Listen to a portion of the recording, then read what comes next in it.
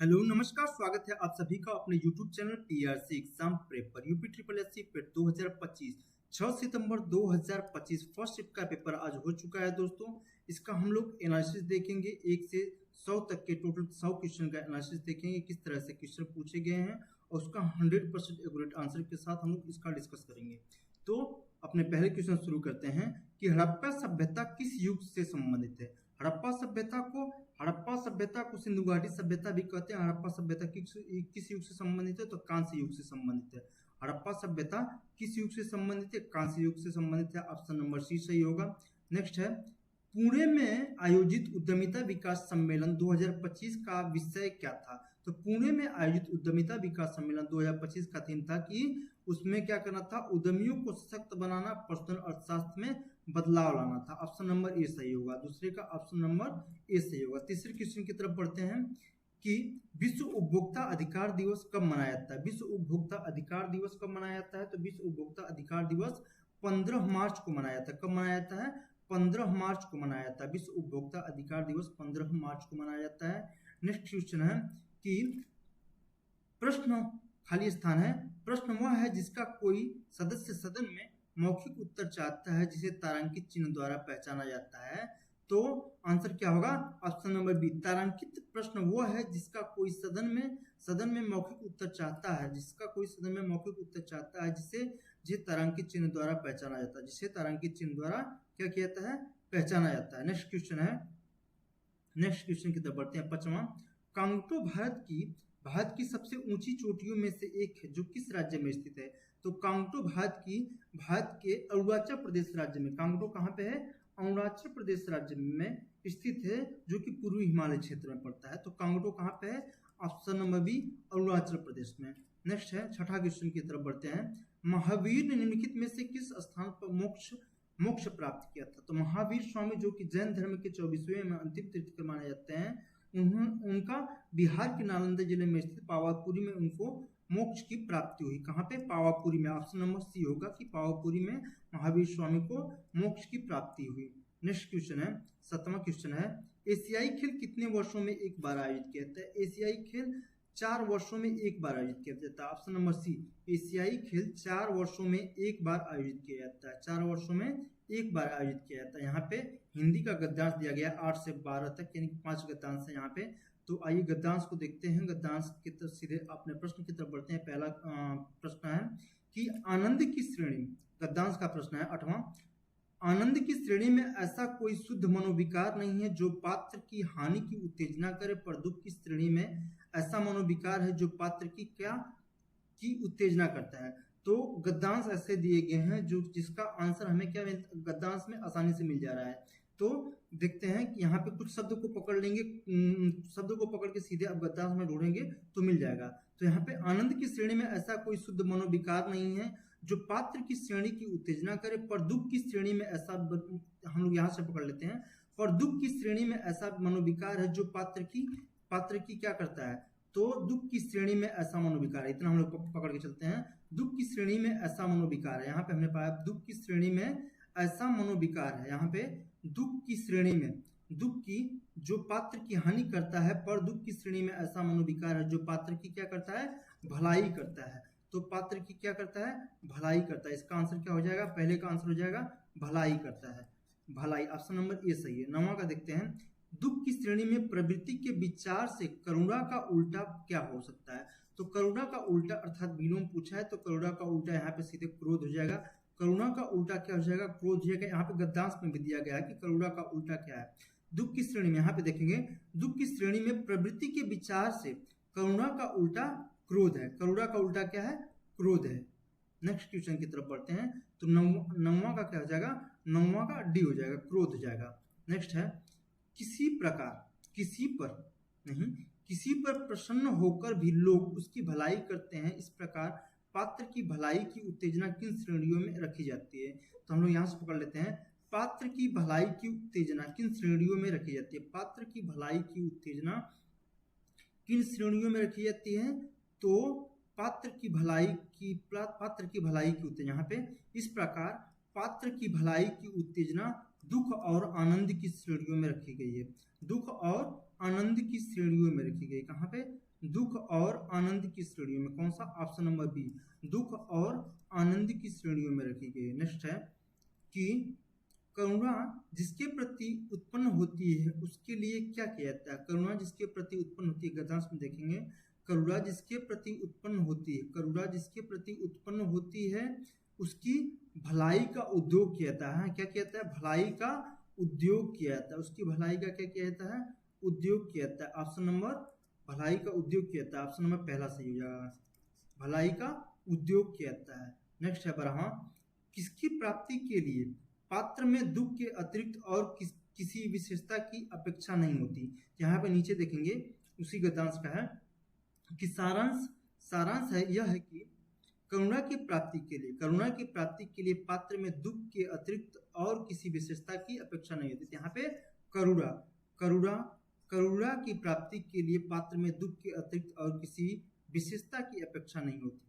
फिर उसके बाद 13 से 17 तक गद्यांश है। इस गद्यांश को भी देखिए, 5 प्रश्न यहाँ से, यानी टोटल गद्यांश से 10 प्रश्न है, हिंदी के गद्यांश से 10 प्रश्न।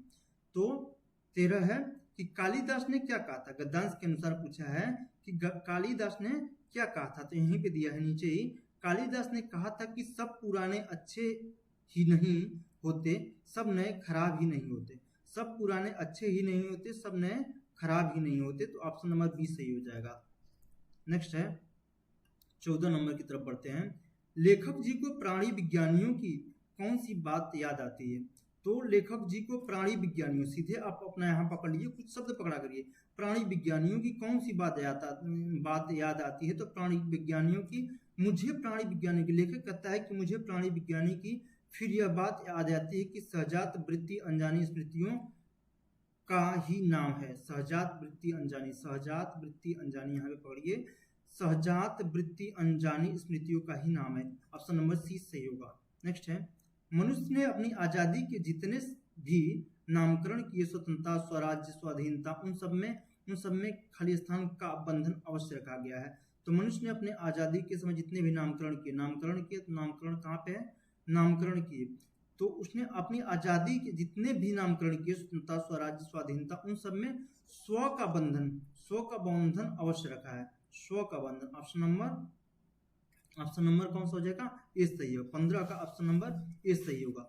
टोटल 17 है इससे गद्यांश से।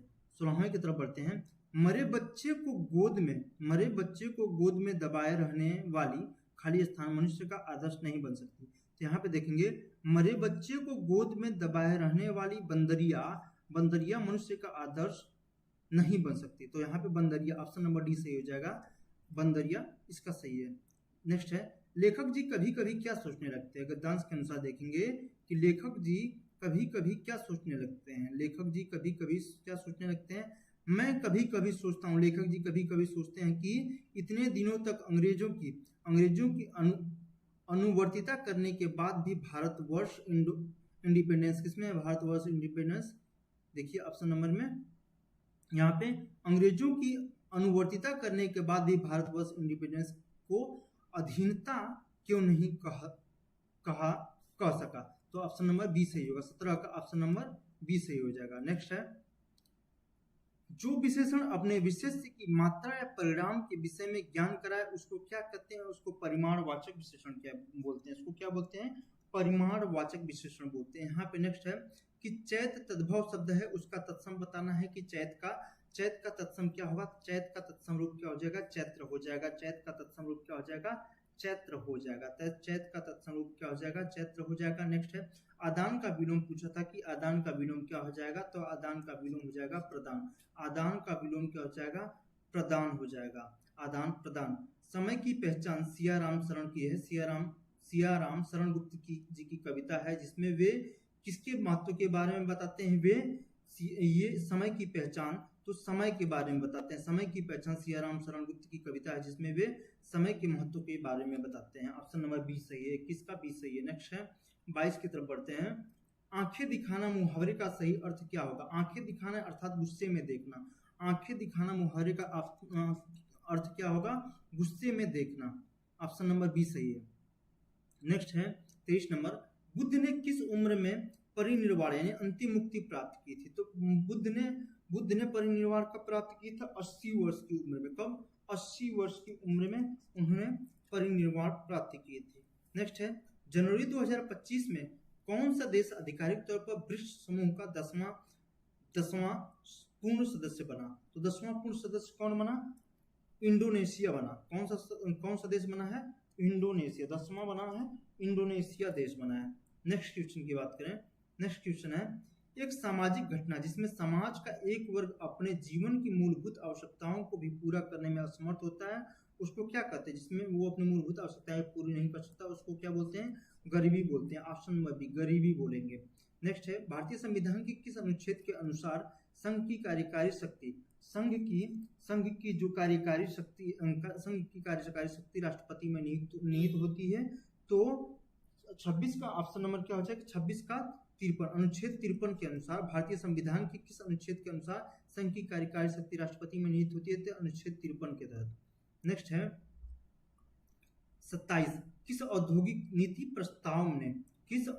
नीति प्रस्ताव ने सार्वजनिक क्षेत्र को भारतीय अर्थव्यवस्था में एक रणनीतिक भूमिका प्रदान की? तो कौन सी औद्योगिक नीति ने? तो औद्योगिक नीति 1956, औद्योगिक नीति प्रस्ताव 1956। ऑप्शन नंबर डी सही हो जाएगा। ऑप्शन नंबर डी सही है इसका। नेक्स्ट है, पूर्व अमेरिकी राष्ट्रपति जिम कार्टर का 100 वर्ष की आयु में किस तिथि को निधन हो गया? देखिए यहाँ पे पूछा है कि किस तिथि को निधन हुआ। 100 वर्ष की आयु में जिम कार्टर का निधन हुआ। कब निधन हुआ है? ये निधन हुआ है 29 दिसंबर 2024 को। कब हुआ? 29 दिसंबर 2024 को जिम कार्टर का निधन हुआ 100 वर्ष की उम्र में। पुरुष सूक्त। नेक्स्ट है, पुरुष सूक्त जो 4 वर्णों की उत्पत्ति की व्याख्या करता है, किस वैदिक ग्रंथ में पाया जाता है? तो ये ऋग्वेद में पाया जाता है। ऑप्शन नंबर डी सही हो जाएगा। ऋग्वेद में पाया जाता है, ऋग्वेद में पाया जाता है। पुरुष सूक्त 10वें मंडल में है। नेक्स्ट है, यहाँ पे ये सवाल दिया गया है, मैथ से है, जिसका ऑप्शन नंबर सॉल्व करने पे आ जाएगा 17.2। ऑप्शन नंबर सी सही हो जाएगा। 17.2 इसका आंसर हो जाएगा। नेक्स्ट है, उसके बाद बढ़ते हैं कहाँ? 31 नंबर पे। 31 नंबर से यहाँ पे है 31 से 35 तक। 31 से 35 तक ये ग्राफ के क्वेश्चन है। तो 31 का आंसर हो जाएगा, आपका सीधे आंसर बता दे रहे हैं। 31 का आंसर हो जाएगा, ये 31 कहाँ गया? 31 का आंसर हो जाएगा 6:1। ऑप्शन नंबर ए सही हो जाएगा। 32 का बात करें, 32 का हो जाएगा, 32 का ऑप्शन नंबर क्या हो जाएगा? सी 1500 इसका हो जाएगा। नेक्स्ट है 33 की तरफ बढ़ते हैं। सभी कंपनियों के फाइनेंस विभाग में महिला कर्मचारियों की औसत संख्या क्या है? तो इसका आंसर हो जाएगा, क्या हो जाएगा? 470। Option number A, option number A हो जाएगा। नेक्स्ट है, सभी कंपनियों में मार्केटिंग विभाग में पुरुष और महिला कर्मचारियों के बीच में अंतर पूछा है कि अंतर क्या होगा? तो यहाँ पे 1680 का अंतर होगा। 1680 ऑप्शन नंबर ए सही हो जाएगा। नेक्स्ट है 35 नंबर, 35 सी में फाइनेंस विभाग में पुरुष कर्मचारियों की संख्या, डी में मार्केटिंग विभाग में कर्मचारियों की कुल संख्या का लगभग कितना परसेंट है? तो यहाँ पे कितना परसेंट हो जाएगा? लगभग 43, जो लगभग कितना हो जाएगा? 43%। ऑप्शन नंबर बी सही हो जाएगा। ऑप्शन नंबर बी, 35 का बी सही हो जाएगा। नेक्स्ट है 36 देखते हैं, अपने 36 की तरफ बढ़ते हैं कि अर्थव्यवस्था के अधिशेष को अंतिम उपयोगकर्ताओं तक पहुंचाने और स्थानांतरित करने के निमित्त में से कौन सा माध्यम कार्य करता है? तो कौन सा माध्यम कार्य करता है? वित्तीय संस्थान कार्य करता है। कौन सा? वित्तीय संस्थान। ऑप्शन नंबर बी सही हो जाएगा। नेक्स्ट है 37 नंबर देखते हैं। 37, 15 जनवरी 2025 को नई दिल्ली में आयोजित एक समारोह में राष्ट्रपति थर्मन षणमुगरत्नम द्वारा सिंगापुर के मानद नागरिक पुरस्कार से किसे सम्मानित किया गया? तो ये किसको? तरुण दास को। किसको सम्मानित किया गया? तरुण दास को सम्मानित किया गया। ऑप्शन नंबर सी सही हो जाएगा। नेक्स्ट है, आदि पुराण किस तीर्थंकर की संत चरित्र संग्रह है? तो आदि पुराण किसकी है? तो आदि पुराण है आदिनाथ की। आदि पुराण किसकी है? आदिनाथ की। ऑप्शन नंबर डी सही हो जाएगा। Option number D. नेक्स्ट है 39 नंबर पे बढ़ते हैं कि फ्यूचर मिनरल्स फोरम FMF 2025 कहाँ आयोजित किया गया था? तो ये कहाँ पे आयोजित किया गया था? रियाद, सऊदी अरब में आयोजित किया गया था। कहाँ पे? रियाद, सऊदी अरब में। FMF यानी कि फ्यूचर मिनरल्स फोरम 2025 कहाँ पे आयोजित किया गया था? रियाद में आयोजित किया गया था। नेक्स्ट है सबसे मैथ का है सबसे बड़ी 3 अंकों की संख्या और सबसे छोटी 2 अंकों की संख्या के बीच का अंतर 999 और -10 करेंगे तो 9989 आ जाएगा। ऑप्शन नंबर ए सही हो जाएगा। नेक्स्ट है, यहाँ पे कौन सा बड़ा है, बद दिया है √40 45 और यहाँ पे तो 7 6 आ जाएगा, 45 से 6 36, ये तो यही बड़ा हो जाएगा, 45 ही बड़ा हो जाएगा। ऑप्शन नंबर ए सही हो जाएगा। नेक्स्ट है काम के बदले अनाज कार्यक्रम का पुनर्गठन किया गया और अक्टूबर 1980 में इसका नाम बदलकर क्या कर दिया गया, तो राष्ट्रीय ग्रामीण रोजगार कार्यक्रम कर दिया गया। क्या कर दिया गया, राष्ट्रीय ग्रामीण रोजगार कार्यक्रम अर्थात नेशनल रूरल एम्प्लॉयमेंट प्रोग्राम कर दिया गया। ऑप्शन नंबर बी सही हो जाएगा। देखनी किस भारतीय राज्य का एक पारंपरिक नृत्य है, तो देखनी गोवा राज्य का एक पारंपरिक नृत्य है, गोवा। ऑप्शन नंबर ए सही हो जाएगा, गोवा। देखनी किस राज्य का पारंपरिक नृत्य है, गोवा राज्य का है। ब्रिटिश इंडिया सोसाइटी की स्थापना कब हुई थी, तो बंगाल ब्रिटिश इंडिया सोसाइटी की स्थापना कब हुई थी, तो यहाँ पे देखिए कितना क्लोज ऑप्शन दिया है, 21 अप्रैल 1843 और 20 अप्रैल 1843, इतना क्लोज दिया है। यहाँ पे देखिए सब फंसाने वाला है, तो 20 अप्रैल इसका क्या हो जाएगा, 20 अप्रैल 1843, 20 अप्रैल 1843 को बंगाल ब्रिटिश इंडिया सोसाइटी की स्थापना की गई थी। नेक्स्ट है 45 क्वेश्चन की तरफ बढ़ते हैं, 45 से 49 तक, 45 से 49 की तरफ बढ़ते हैं। यहाँ पे फिर एक है डीआई का क्वेश्चन, तो डीआई क्वेश्चन देखते हैं, बस सीधे आंसर की तरफ बढ़ते हैं। तेजा द्वारा उत्पादित औसत फसलें ज्ञात करें, तो तेजा द्वारा इसका ऑप्शन नंबर क्या हो जाएगा, 574 हो जाएगा। नेक्स्ट है 46, किस किसान ने तीसरी बार सबसे कम फसलें उगाई थी, तो किस किसान ने, तेजा ने सबसे कम उगाई थी, तेजा ने। नेक्स्ट है सभी किसानों द्वारा उत्पादित कुल सरसों और कुल गेहूं के बीच का अनुपात क्या होगा, तो कुल सरसों 397 और 284, ऑप्शन नंबर ए सही हो जाएगा। नेक्स्ट है 48 नंबर पे बढ़ते हैं, 48 नंबर रोशन द्वारा उत्पादित कुल फसलें भार्गव द्वारा उत्पादित कुल फसलों का लगभग कितना परसेंट है, तो ये लगभग कितना परसेंट आता है, 97% आएगा। नेक्स्ट है 49 की तरफ बढ़ते हैं, 49, सभी दिए गए किसानों द्वारा उत्पादित राई और जई के औसत के बीच इसका अंतर बताना है, क्या है, तो ये है 192 का अंतर है। ऑप्शन नंबर डी सही हो जाएगा, ऑप्शन नंबर डी। नेक्स्ट है लंदन में ईस्ट इंडियन एसोसिएशन की स्थापना किसके द्वारा की गई थी, तो लंदन में ईस्ट इंडियन एसोसिएशन की स्थापना किसके द्वारा की गई थी, तो ये की गई थी दादा भाई नौरोजी के द्वारा। किसके द्वारा की गई थी, लंदन में ईस्ट इंडियन एसोसिएशन की स्थापना दादा भाई नौरोजी के द्वारा की गई थी। ऑप्शन नंबर बी सही होगा, दादा भाई नौरोजी के द्वारा की गई थी। नेक्स्ट क्वेश्चन की तरफ बढ़ते हैं, लीबिया की राजधानी क्या होगी, तो लीबिया की राजधानी त्रिपोली होगी। लीबिया की राजधानी क्या है, त्रिपोली। लीबिया की राजधानी त्रिपोली, जो कि सबसे बड़ा शहर है, यहाँ का सबसे बड़ा शहर है त्रिपोली। नेक्स्ट है विजय स्तंभ कहाँ स्थित है, तो विजय स्तंभ कहाँ पे स्थित है, चित्तौड़गढ़ में स्थित है। विजय स्तंभ कहाँ पे स्थित है, चित्तौड़गढ़ में स्थित है, जिसे मेवाड़ के राजा राणा कुंभा ने बनवाया था। ये शायद एनटीपीसी या ग्रुप डी में भी पूछा गया था, किसने बनवाया, तो राणा कुंभा ने बनवाया था। नेक्स्ट है जैव विविधता अधिनियम 2023 कब लागू हुआ, तो जैव विविधता अधिनियम 2023 वाला कब लागू हुआ, 1 अप्रैल 2024 को, 1 अप्रैल 2024 को। ऑप्शन नंबर सी सही हो जाएगा, जैव विविधता संशोधन अधिनियम 2023 वाला कब लागू हुआ, 1 अप्रैल 2024 को लागू हुआ है।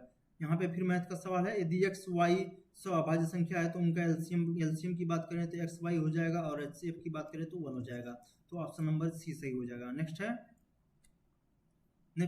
अविकसित अर्थव्यवस्था का अर्थ था, अर्थ यहाँ पे पूछा है कि अविकसित अर्थव्यवस्था का क्या है, अविकसित अर्थव्यवस्था, तो ऑप्शन नंबर वे देश जहां प्रति व्यक्ति वास्तविक आय क्या हो, कम हो, वहां पे क्या होगा, अविकसित अर्थव्यवस्था हो जाएगा। नेक्स्ट है अंतर्राष्ट्रीय श्रम संगठन आईएलओ का पूछा है, इंटरनेशनल लेबर ऑर्गेनाइजेशन का मुख्यालय पूछा है कि इंटरनेशनल लेबर ऑर्गेनाइजेशन का मुख्यालय कहाँ है, तो जिनेवा स्विट्जरलैंड में। कहाँ पे, जिनेवा स्विट्जरलैंड में हो जाएगा, ऑप्शन नंबर ए सही हो जाएगा। आईएलओ का मुख्यालय कहाँ पे है, जिनेवा स्विट्जरलैंड में है। उसके बाद इंग्लिश के पास क्वेश्चन देखते हैं, choose the right answer from the 5 option given below frame meaningful sentence. बताना है कि रामा गार्डन इन द, इसका मीनिंगफुल कौन सा होगा, तो may be Rama in the garden, क्या है, may be Rama in the garden, option number B सही हो जाएगा, मे बी, ये सटीक सही है। उसके बाद गद्यांश है, दो गद्यांश है, देखते हैं गद्यांश के हिसाब से प्रश्न देखते हैं 60 और 61। तो 60 देखते हैं, according to the passage how can individuals start improving the improving time management. Time management कैसे होगा बताना है कि टाइम मैनेजमेंट यहाँ पे दिया है, developing time management skills requires practice. Time management कैसे करेंगे? प्रैक्टिस के द्वारा, कंसिस्टेंसी के द्वारा। Simple habit like creating to do list and setting goals and avoiding distraction can go a long way to making. तो यहाँ पे ऑप्शन नंबर कौन सा जगह? बाइक। क्या आप मोटिवेशनल वीडियो देखेंगे, वर्किंग फास्टर वीडियो करेंगे? नहीं, यहाँ पे देखेंगे by creating to do list and avoiding distraction, जिससे कि क्या होगा? टाइम मैनेजमेंट होगा। तो यहाँ पे टाइम की बात पूरा। नेक्स्ट है 61, what is the main purpose of the passage. इस पैसेज का मेन पर्पज क्या है? तो यहाँ पे देखेंगे हर जगह टाइम की बात करता है, तो to highlight the importance of time management, to highlight the importance of time management. Next है 62, यहाँ पे फिजिक्स का क्वेश्चन है, पूछा है कौन सा है कि यदि +4d शक्ति एक उत्तल लेंस और -10d शक्ति एक अवतल लेंस एक दूसरे के संपर्क में रखा जाता है तो परिणामी शक्ति क्या होगा। तो यहाँ पे परिणामी शक्ति पूछा है कि परिणामी शक्ति क्या होगा। संयुक्त लेंस क्या हो जाएगा? 4, यहाँ पे +4d प्लस -10, तो ये हो जाएगा -6। ऑप्शन नंबर ए सही हो जाएगा। नेक्स्ट है यहाँ पे रीजनिंग का है, कैलेंडर से क्वेश्चन, यदि 1 जनवरी 2001 को सोमवार था तो 31 दिसंबर 2001 को कौन सा दिन हो जाएगा? तो इसका आंसर सी हो जाएगा, सोमवार हो जाएगा। नेक्स्ट है शिकागो में धर्म संसद का आयोजन किस वर्ष हुआ था? तो शिकागो में किसके द्वारा? स्वामी विवेकानंद के द्वारा एक ऐतिहासिक भाषण दिया गया था। कब? 1893 में। ऑप्शन नंबर बी सही हो जाएगा, 1893 में धर्म संसद में ये हुआ था, 1893 में। 5 जनवरी 2025 को भारतीय तटरक्षक बल के लिए निम्नलिखित में से किस शिपयार्ड द्वारा दो स्वदेशी रूप से डिजाइन और निर्मित तीव्र गश्ती पोत अमूल्य और अक्षय लॉन्च किए गए? किससे? गोवा शिपयार्ड लिमिटेड के द्वारा। ऑप्शन नंबर डी सही हो जाएगा। नेक्स्ट है 66 की तरफ बढ़ते हैं, डीटीएम के किस चरण में सबसे तेज जनसंख्या वृद्धि देखी जाती है? तो चरण 2 में। कौन से चरण में? चरण 2 में देखी जाती है। नेक्स्ट है, यदि ये ब्लड रिलेशन से सवाल है, पुरुष एक परिचय देते हुए एक महिला से कहा उसकी माँ मेरे पिता की इकलौती बेटी है, पुरुष का महिला से क्या संबंध है? तो यहाँ पे क्या संबंध हो जाएगा? पुत्र का संबंध। यहाँ पे क्या संबंध हो जाएगा? पुत्र का संबंध हो जाएगा। नेक्स्ट की बात करें, यहाँ पे ऑप्शन नंबर बी सही है, पुत्र हो जाएगा। नेक्स्ट है देश के पर्यावरण संरक्षण और सुधार तथा वनों और वन्यजीव सुरक्षा किसके अंतर्गत आती है? तो अनुच्छेद किसके अंतर्गत आती है? अनुच्छेद 48A के अंतर्गत आती है। अनुच्छेद 48A के अंतर्गत आती है, जो कि नीति निर्देशक तत्व का हिस्सा है। यह पर्यावरण संरक्षण और वन्यजीवों की सुरक्षा पर ध्यान केंद्रित करता है, अनुच्छेद 48A। नेक्स्ट है, नई दिल्ली में आयोजित इंडिया ओपन बैडमिंटन 2025 में पुरुष एकल का खिताब किसने जीता है? तो पुरुष एकल का खिताब किसने जीता है? पुरुष एकल का खिताब जीता है विक्टर। किसने जीता है?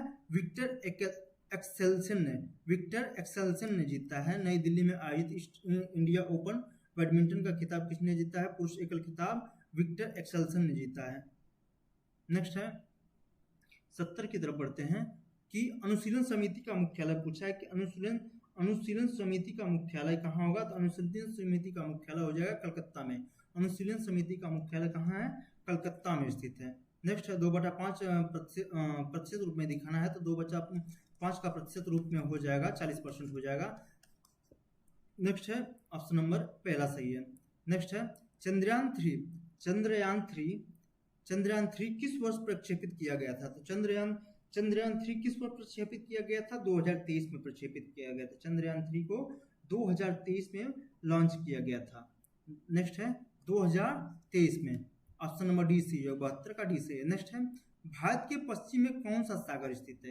तो भारत के पश्चिम में कौन सा सागर स्थित है? अरब सागर स्थित है। भारत के पश्चिम में अरब सागर स्थित है। भारत के पश्चिम में कौन सा सागर स्थित है? अरब सागर स्थित है। नेक्स्ट है आसिया का प्रीमियर खाद्य एवं पेय व्यापार प्रदर्शन एंड फूड्स 2025 का 8वां संस्करण कहाँ पे आयोजित किया गया था? तो ये कहाँ पे आयोजित किया गया था? तो 74 का ऑप्शन नंबर सी, नोएडा में। कहाँ पे? नोएडा में। नोएडा कौन से? India exposition mart limited, greater Noida में। कहाँ पे? India exposition mart limited, Noida में आयोजित किया गया था। नेक्स्ट क्वेश्चन 75 की तरफ बढ़ते हैं। एसिड को किस पदार्थ से बने बर्तनों में संग्रहित किया जाता है? तो एसिड को कांच और सिरेमिक्स में, किसमें? कांच और सिरेमिक्स के बर्तनों में इसको कांच और सिरेमिक के बर्तनों में संग्रहित किया जाता है, क्योंकि ये निष्क्रिय होते हैं, एसिड के साथ प्रतिक्रिया नहीं करते हैं। नेक्स्ट है, भारत का संविधान पहली बार 1928 में किसके द्वारा तैयार किया गया? तो भारत का संविधान पहली बार 1928 में किसके द्वारा? मोतीलाल नेहरू, क्या महात्मा गांधी, बीबी गिरी या राजेंद्र प्रसाद? तो किसके द्वारा? मोतीलाल नेहरू के द्वारा तैयार किया गया था भारत का संविधान पहली बार 1928 में। Motilal Nehru, option number A, Motilal Nehru के द्वारा तैयार किया गया था। मोतीलाल नेहरू के द्वारा तैयार किया गया था, ऑप्शन नंबर ए सही है। नेक्स्ट है, भारत के विभाजन को ब्रिटिश भारत सरकार द्वारा स्वीकार किए जाने की घोषणा किसने की थी? तो भारत के विभाजन को ब्रिटिश सरकार द्वारा स्वीकार किए जाने की घोषणा किसके द्वारा की गई थी? माउंटबेटन के द्वारा की गई थी। किसके द्वारा? माउंटबेटन के द्वारा की गई थी।